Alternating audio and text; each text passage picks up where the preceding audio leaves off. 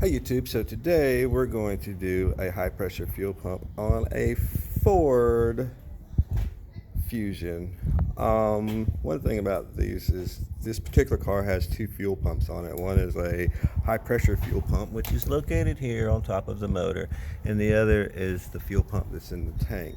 And what happens is the fuel pump in the tank pulls the gas out and pushes it up here to this high pressure fuel pump, and then it has to pressurize the fuel as it goes into the motor. So the first thing you want to do is you want to disconnect the, you want to relieve the fuel pressure on the vehicle. And also for this particular job, you do need to go to Ford to get the actual part. As you can see, here is the part number for that. Now, in case you're wondering how you would know if this fuel pump goes out, is on these particular cars, it'll still run, but it won't have the power that you're normally used to. And also, check engine light will come on, basically because this electrical connector right here will let it know whether or not it's working or not.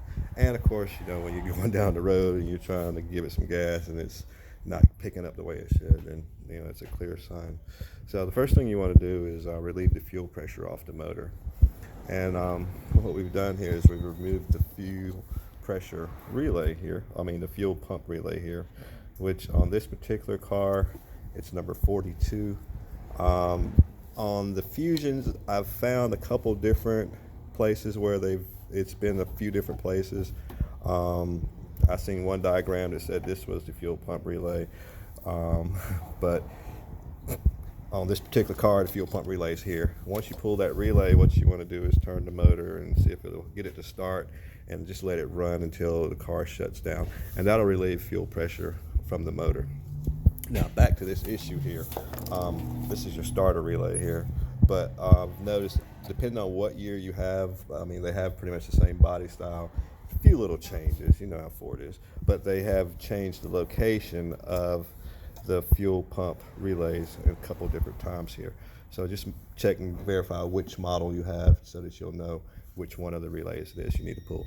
Also, up under this fuse box, if you pull that tab there and that tab over there and pull it out and flip it over, there's more fuses up under there too. There's a starter fuse and there's a fuel pump fuse under there too. So you can check that out. We're not going to go into that in this video, but for those of you who have this car and just wondering where these fuses are, there are some fuses up under this relay box. So first thing we're going to do is a pretty straightforward job. After we have relieved our fuel pressure, pull your relay rather, or you can pull the fuse if you got to it, but pull the relay, it's easier. Then you want to simply go in and turn the key, see if it'll start. I've already depressurized it, so it shouldn't start. Oh, there we go, a little bit, there we go. Gas, you're burning fuel vapor, you're burning the vapor, so vapors are still in there. That's why the car started up. But it won't run now because we've disconnected fuel, and therefore we won't have the fuel pressure here. So to change this part out, you're gonna disconnect here, then we have some T-sockets that go down in there, and we'll get that. I'm gonna get some more light on this so that we can see it a little better. Alright, so first thing what you're gonna do, you see we still have a little pressure built up there on that. Make sure the car is good and cool before you try this. This is fuel pressure and pressurized fuel under vapor, and you don't want to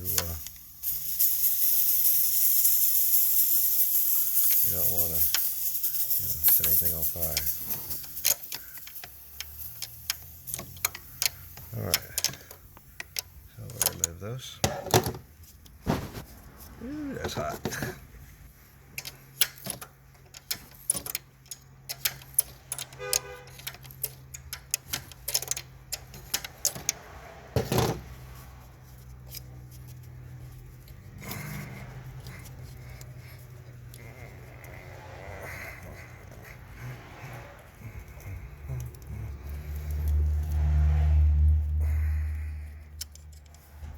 All right, now that connector is loose.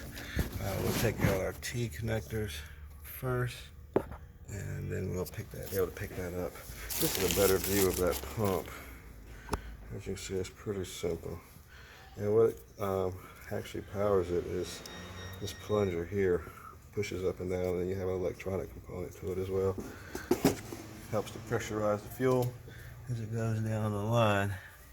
You see there's the fuel line, and there's the fuel rail. Alright, let me get some T-connectors and we'll get that out of there and we'll finish this up. Alright, remove those 2 screws. You'll kind of twist to the side a little bit. Then you can lift that up out of there. So, there it is. Alright, so now, before you put the new one in, make sure you have an O-ring there. Alright, that's good. And then the installation is the reverse of removal. So we'll take this and put it back down there. Make sure you don't drop the screws. Also, take that tab off, because that line is pretty stationary there. You don't want to remove it. Take that off, and then you can fit the pump into the housing whenever you go to load it. So that's pretty much it. If you have any questions or comments, please post, chat, subscribe. It would go in a little more detail, but my battery's running low. But you get the gist of it. After you get that in there, you'll notice a huge difference in your car, and you can get rid of that check engine light as well. If you have any comments, please post, chat, subscribe, and again, thanks for watching.